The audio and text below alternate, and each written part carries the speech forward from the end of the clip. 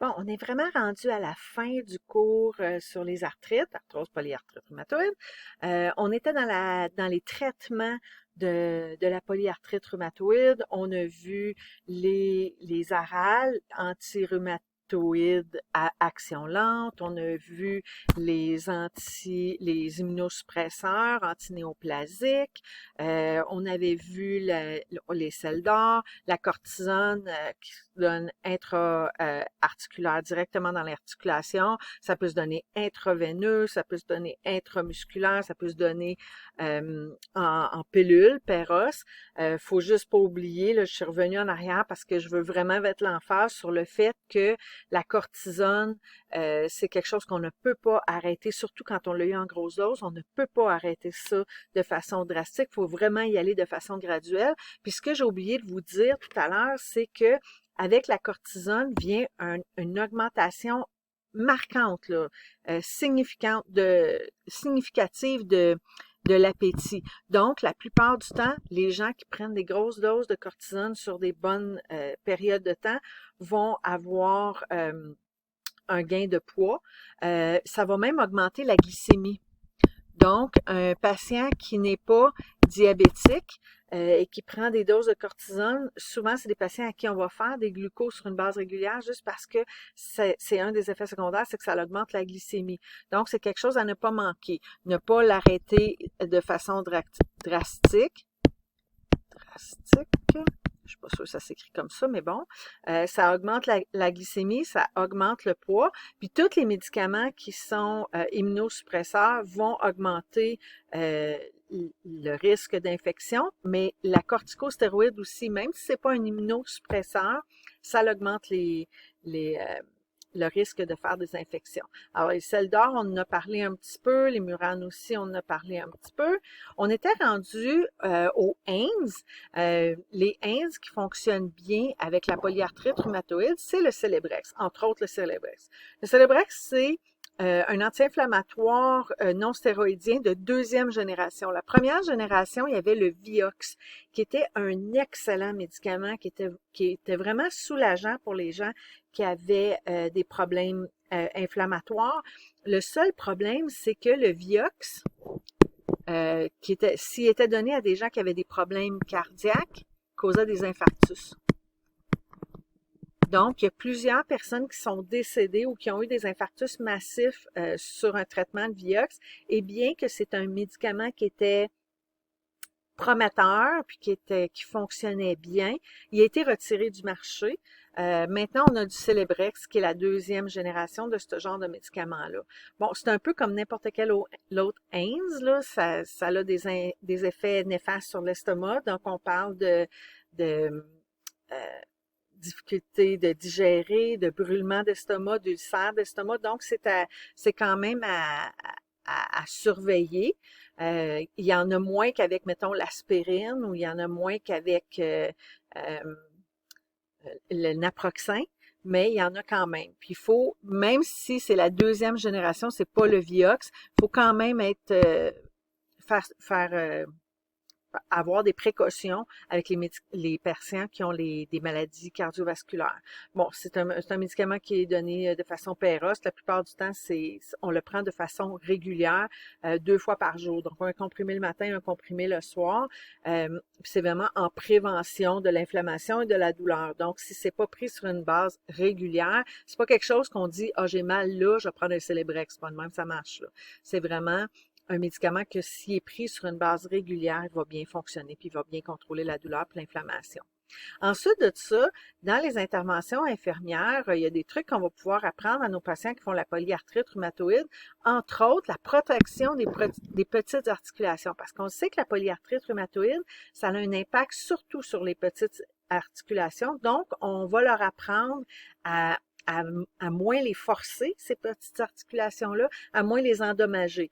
Donc, là, il y a favoriser les positions éliminer les positions qui favorisent les déformations. Donc, on va essayer de ne pas faire forcer les mains, presser une éponge au lieu de la tordre, se servir de l'articulation la plus forte. Donc, quand on utilise les mains, au lieu d'utiliser les doigts, on va utiliser les paumes, les poignets parce que c'est plus fort.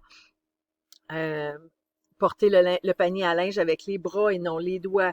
Donc, tu sais, c'est des trucs qu'on va leur enseigner pour essayer de maintenir la fonctionnalité des petites articulations. Alors, je vais vous laisser lire le reste, mais c'est quand même des trucs qui sont assez importants, autant dans la vraie vie là, que dans l'examen possiblement. Ah, mais c'est vrai que le deuxième examen, c'est un travail, donc c'est pas quelque chose que vous devez apprendre par cœur.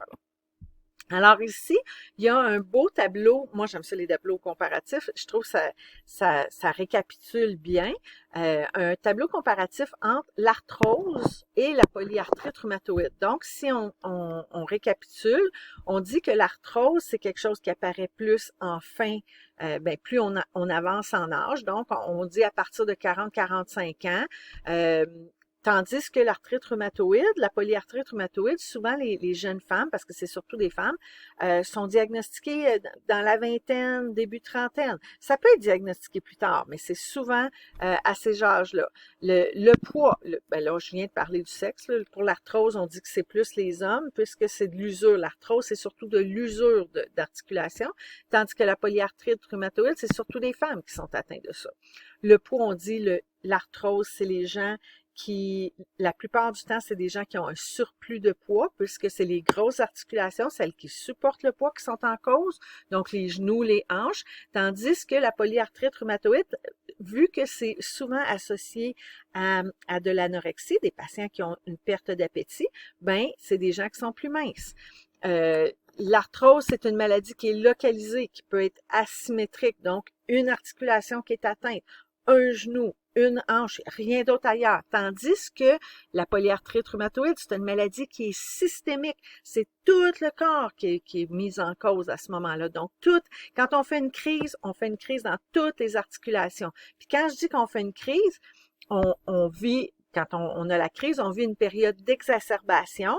Pendant cette période-là, ça va vraiment pas bien, les articulations sont vraiment douloureuses, sont vraiment enflées, et quand la crise passe, on retombe dans une période de rémission où ça va mieux. Donc, c'est une maladie en dents de scie, la polyarthrite rhumatoïde. Ça monte, ça descend, tandis que l'arthrose, ça l'évolue tranquillement, pas vite, pout, mais ça revient pas en arrière par contre. Les articulations touchées, je l'ai dit, pour l'arthrose, c'est les grosses articulations, les genoux, les hanches, la colonne vertébrale, tandis que pour la polyarthrite rhumatoïde, c'est plutôt les petites articulations. On parle de raideur pour l'arthrose qui dure, et souvent au matin ou après une longue période de repos. C'est comme si on était raqué. Puis, on se met à bouger, on se réchauffe un peu, la douleur disparaît, la raideur disparaît. Dans le cas de la polyarthrite rhumatoïde, c'est pas comme ça que ça se passe. Quand on fait une crise, peu importe l'heure de la journée, peu importe si on a marché, si on essaie de se réchauffer, la douleur est toujours là. Ensuite de ça, la douleur pour l'arthrose va s'aggraver avec l'utilisation malsaine de l'articulation. Donc, ce qu'on suggère aux patients, c'est de faire une activité qui ne va pas mettre en cause cette articulation-là. Exemple, le jogging. Tu as mal aux genoux, tu fais du jogging, ben arrête de faire du jogging, fais du vélo, fais de la natation. Tandis que la polyarthrite rhumatoïde, la douleur, elle est variable, puis elle peut même apparaître la nuit quand tu dors puis tu fais rien. Ensuite de ça, pour les épanchements étant le liquide à l'intérieur de l'articulation qui peut sortir de son sac synovial, c'est assez rare chez l'arthrose, plutôt courant chez la polyarthrite rhumatoïde. Chez l'arthrose, on a des nodules d'Eberdan aux articulations distales, aux phalanges distales, tandis que la bouchard, c'est phalange proximale, si je me souviens bien. Peut-être que je les ai mélangés les deux, là. Tandis que la polyarthrite rhumatoïde, c'est des nodules rhumatoïdes, puis ils sont près des articulations, mais pas nécessairement, c'est pas l'articulation qui fait un nodule, c'est un nodule par-dessus une articulation. Pour l'arthrose, la radiographie, c'est la meilleure façon de diagnostiquer parce qu'on voit bien l'espace qui est en train de dépérir, qui est en train de partir, tandis que pour la polyarthrite rhumatoïde, on va voir le rayon X plutôt dans une maladie avancée, quand il y a eu du dommage à l'articulation, là, on va pouvoir voir le dommage. Au début, les premières crises, on ne va pas voir nécessairement du changement au rayon X. Dans les tests de laboratoire, vu que l'arthrose, c'est pas inflammatoire, la vitesse de sédimentation, la CRP, ça va pas changer. Il n'y a pas de prise de sang pour diagnostiquer l'arthrose, tandis que pour la polyarthrite rhumatoïde, il y a des facteurs rhumatoïdes qu'on peut tester par une prise de sang, puis ça va nous donner un diagnostic chez ce patient-là. Ensuite de ça, vu que c'est une maladie inflammatoire, bien, la vitesse de sédimentation, la PRC, va être élevée pour les patients qui ont l'arthrite rhumatoïde. Et puis là, on a fini, Caroline Debine. Alors, il y a des lectures à faire, il y a un guide d'études dans le tome 1 de Lewis, puis je vais vous mettre les corrigés quand on va arriver au bout de cette séquence de cours-là. Fait que je vous remercie beaucoup. Bonne journée!